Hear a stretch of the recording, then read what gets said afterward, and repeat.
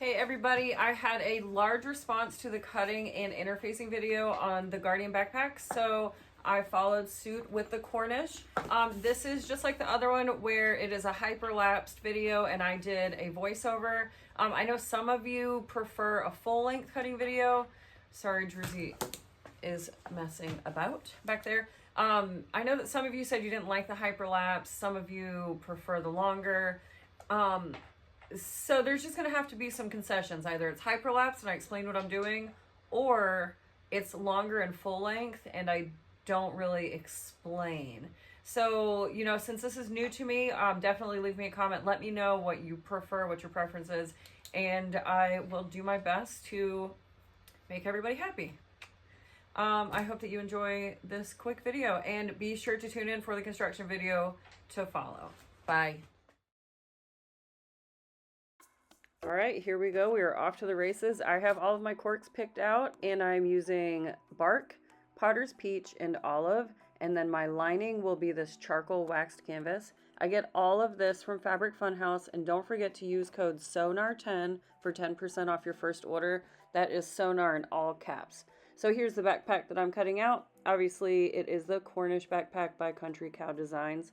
I have never made this backpack before, but it reminds me of a rucksack backpack a lot. It's very similar to the Noodlehead range backpack, but smaller, is that proper? It is smaller, and the front panel pocket situation is different.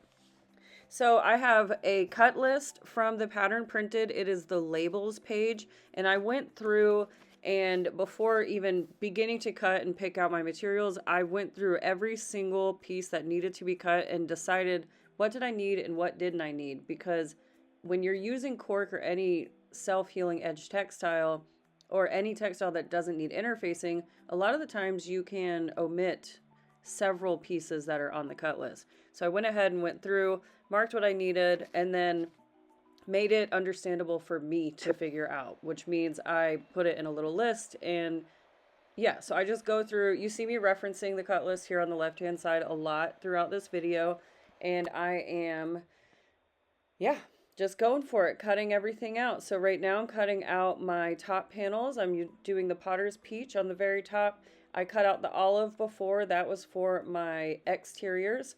And you would think that that would be the most cork that you would use because it is the largest piece. But honestly, whenever you start like nickel and diming all the smaller pieces, I think your accent pieces end up being more cork used. So that's just something to consider whenever you're deciding on which textiles you're going to use where and how much you have and yada yada yada.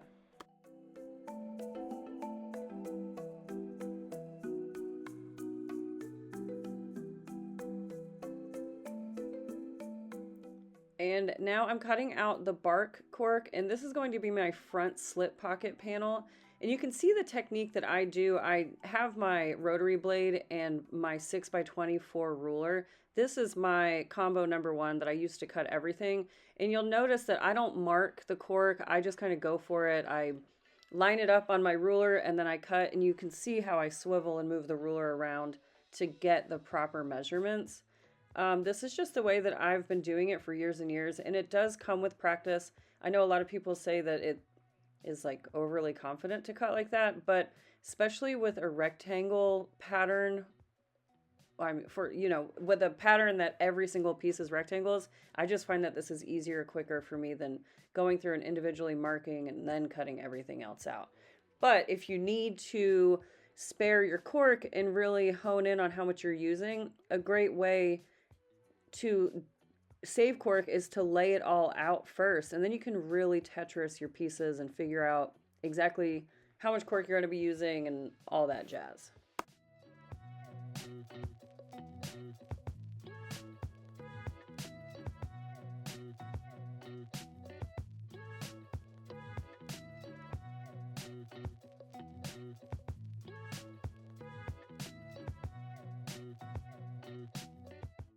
And so here is the general layout. So the olive as the background, the bark as the front pocket, and then the potter's peach at the top. And I think it is going to look stupendous, if I say so myself.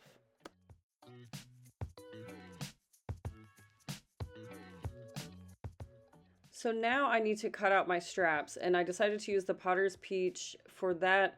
And I usually keep one long straight edge of my cork uncut, so that way I can cut straps out. But sometimes you just can't help it, you have to cut into the cork, and so eventually your straps get shorter and shorter and you need to piece. So what I'm doing here is I'm cutting out 2 straps at one time because my straps are going to be 1 inch wide. So you see me cutting out a 4-inch wide piece, and then here in a little bit I'm going to cut out an extra section so that I can piece my 2 together to make a strap that is 45 inches long. I find that 45 inches on a backpack and a crossbody, well, 45 inches on backpack straps tends to be more than sufficient. And then with a crossbody bag, I tend to go for a 55-inch strap.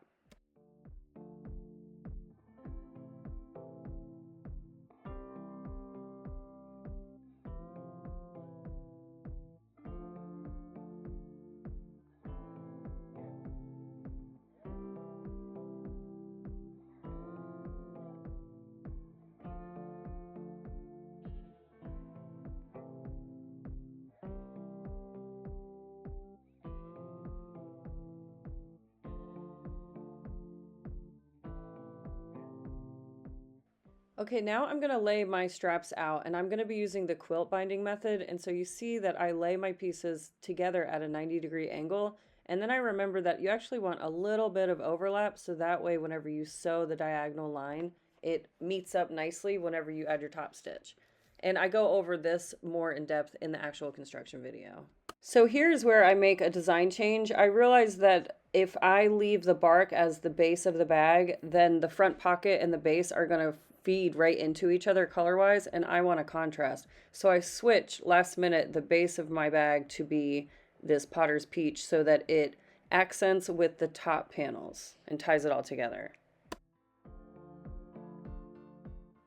And for the inside zipper pocket, I decided to add a zipper overlay, so I just cut this 10 inches wide by 1.5 inches tall, and you can see here I'm cutting out the interior box and just getting it all prepped and ready to go, snipping my little corners so that it looks like everything else that I make, and moving right along. I will Mod Podge these edges too, so that way they don't fray when the backpack is being used a lot. And I know I say it a lot, but I'm just going to stress it again. If you clean up as you go, I swear it helps the creative process. So if you take one thing from me, take that. Clean up as you go. Okay, now I need to start cutting out the lining. I'm going to be using this gray charcoal wax canvas from Fabric Funhouse, cutting off my selvage here so that I can get nice clean edges.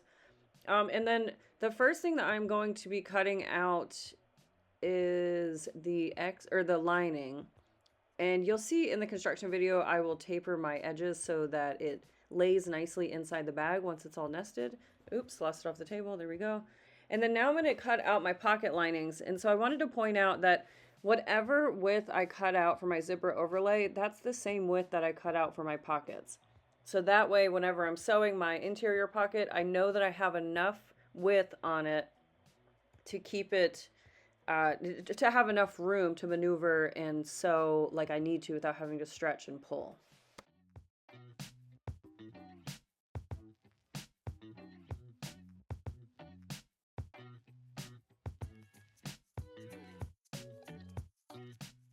And as always, I am going to quilt the base of my bag. So I'm going to be using Flex Foam by Pellon, that is FF71. And then I'm going to top the foam with a piece of Decovil Light for added structure and durability. And then also so when I'm quilting, that the Flex Foam does not get caught on my feed dogs when I'm sewing. And then here I'm just laying out my, usually it would be a grid, but I was feeling a little spicy today. So I decided to do a starburst pattern, and I really, really love how it turned out. Sorry, Druzy is in my face right now. Really, yeah, messing up my train of thought. Anyway, so I'm just going all the way around, matching edge to edge and creating the grid. Yeah, not too much more to that. This foam I cut down so that I have what am I trying to say here? I cut down the foam so that it's not in my seam allowances. That's what I'm trying to say. I'm going to stick the Flex Foam to the base, the cork base, and then I'm going to iron my Decovil Light on top of it. And so you can see here I'm using 2 rulers to lay it out to make sure that it is centered. And then using my wool pressing mat, I'm adding that Decovil Light.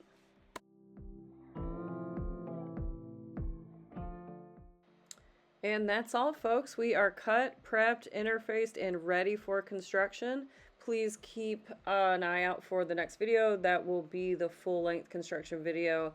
And as always, I just want to take a second and really shout out my patrons, because without their continual monthly support, I would not be able to bring these videos to you. Feel free to join us, patreon.com/SewGnar.